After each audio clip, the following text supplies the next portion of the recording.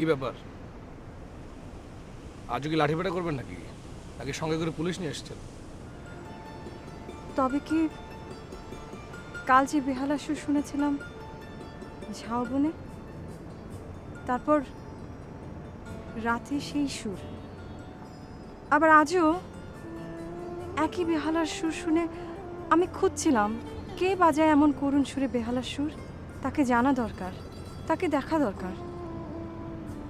কি এমন কষ্ট তার? আমার কোনো কষ্ট নেই, কোনো বেদনা নেই। আপনার বেহালার সুর তা বলেন। এবার বলুন, কি এমন কষ্ট আপনার? আমাকে বলা যায় না? না, কেন? যদিও পুরনো কথা, সব কেন উত্তর হয় না। আর তাছাড়া করুণা বাড়িয়ে কি লাভ বলুন? আপনি আসলে আমার উপর রেগে আছেন।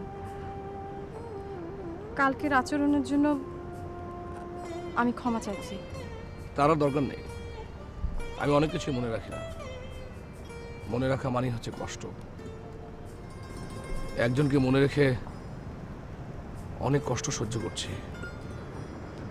কে সে? হ্যাঁ, ওই সমুদ্রকে জিজ্ঞাসা করুন, উত্তর পেয়ে যাবেন। সমুদ্র বলবে কেন? সমুদ্র আপনার কষ্টের কথা কি জানে? সমুদ্র জানবে না? ওই তো সবকিছুর সাক্ষী। আপনার কথা আমি কিছুই বুঝতে পারছি না। প্লিজ আমাকে সব কিছু খুলে বলুন। কি হলো বলুন। আমি কিন্তু আপনার কষ্টের কথা না শুনে যাব না।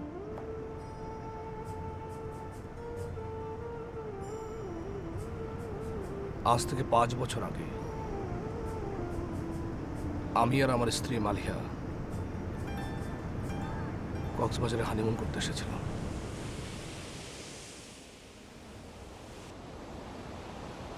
কেমন লাগছে? অপূর্ব, এর কোনো তুলনাই হয় না।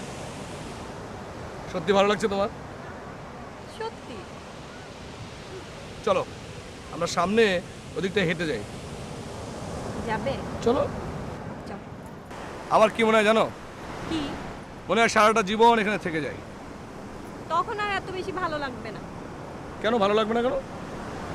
রোজ রোজ একই দৃশ্য দেখলে ভালো লাগার পরিমাণটা যে কমে যায়। বাহ, আমার প্রিয়তমা স্ত্রীর কথার গভীরতা কবে থেকে হলো এমন করে? যেদিন থেকে তুমি আমার পৃথিবী হয়ে যাচ্ছ সেদিন থেকে। এই, এই আসবে।